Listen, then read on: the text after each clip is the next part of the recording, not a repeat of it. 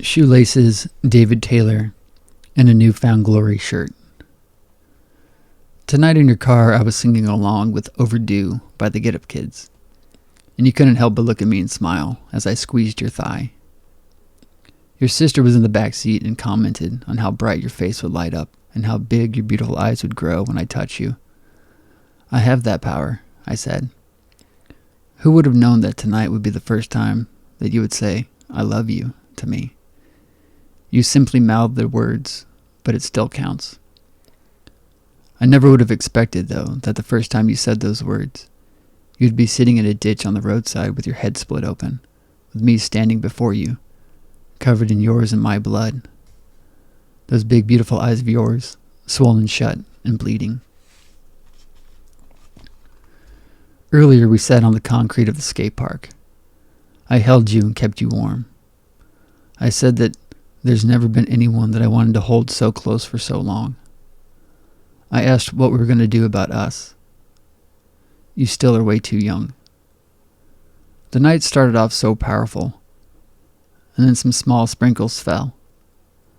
As I held you close and tried to kiss your cheek, you pulled away, both emotionally and physically, and you shelled yourself up. Don't do this, I said. You told me that I shouldn't worry, and that your attitude has nothing to do with me. It's not that I thought you were lying. I just didn't believe you.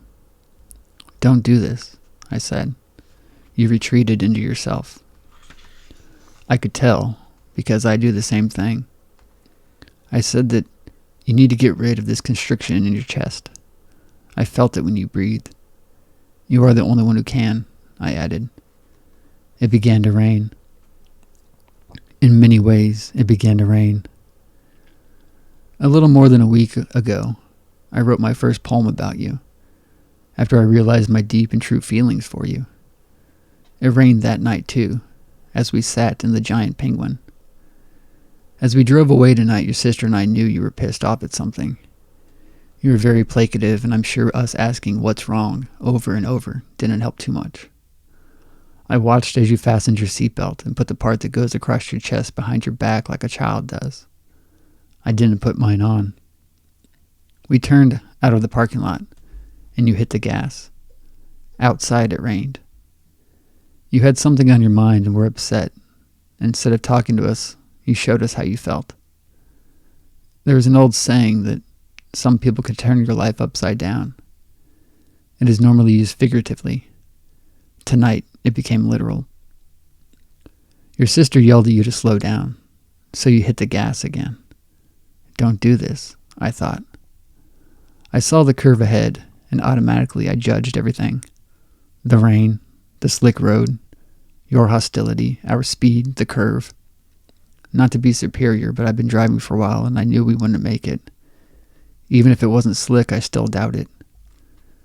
As we rounded the curve, our rear end slipped, and I grabbed the wheel to help you counter, but it didn't help. We were at least 60 in a 30 on a curve. I saw the rain on the windshield. I heard your sister screaming your name. I saw the ditch and a telephone pole, and then we hit and flipped. You would expect that when this happened, you would close your eyes, but I didn't. I saw it all. My legs flipping, the car spinning, the window shattering. I felt the glass hitting my face, my body smacking the door. I heard everything crumbling and breaking, and you and your sister screaming. I was silent and I wasn't scared. We finally stopped and we were upside down. My face was numb. All I could hear now was you screaming. The smell of the smoke from the airbags. My back felt a bit messed up. You were yelling about your arms hurting and how you couldn't see. I tried to open a door, but a barbed wire fence blocked it. I tried to smash a window and I failed. All I could hear was you screaming. I wasn't afraid, but concerned, because I thought we were trapped. I heard the rain pouring on the car, and the car beeping. Your sister crawled out the smashed back window, and I climbed out. I can't see, was all I heard from you. I yelled your name to make sure you were all right. I grabbed for you to help you out. I saw blood everywhere.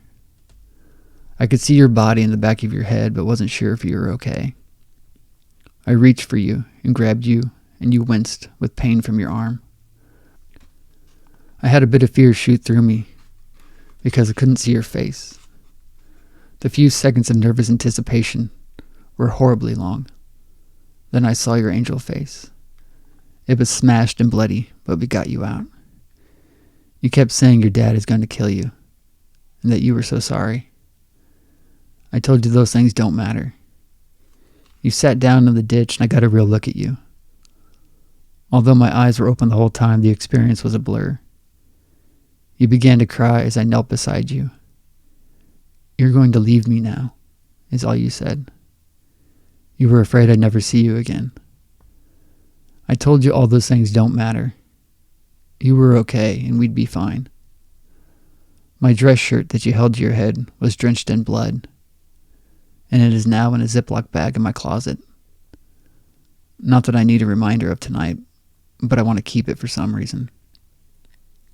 I was never scared, and I'm still not emotionally disturbed, but I know it'll come. At some points throughout the remainder of the night, I could stop thinking about it. Only for a few seconds, though. Like a looped tape, it plays and plays in my head. The outcome could have been different. One of us may not have walked away. But the rain stopped right after the wreck. It rained long enough for this to happen. We need to make sure we got the message and learned from this. My hands were soaked with blood, and my body was sore and bruised. Yet as I looked through the window of the ambulance and saw you lying there, your eyes closed and lips moving, I felt good knowing that I didn't lose you. I can't imagine the effect this will have on you. If I had been driving, I know I'd be in a totally different emotional state. In my first poem last week for you, I ended with the line, "In our future, I can predict us saving each other." When I wrote that, I never envisioned pulling your bloody body from an overturned car. Tonight was horrible, and we will never forget the images, the feelings, and the smells. Above everything, I will never forget you mouthed, "I love you." It took a car crash, but I finally got you to admit it. You were so beautiful, Kelly. Although earlier you told me to quit saying it because you refuse to believe that there's anything good about you. Maybe there isn't. But you instilled good in me. Last night, I was inside you and covered in your scent. One day later, I'm beside you amidst metal, glass, blood, and pain. At 11:15 tonight, we crashed as Walking on a Wire played. A fitting song. It's 2:37 a.m. as I finish this. Barely 3 hours later, and I forgive you already. We need each other more than ever now. Let me in and love me, and let me love you, because I do. Now you just need to save me.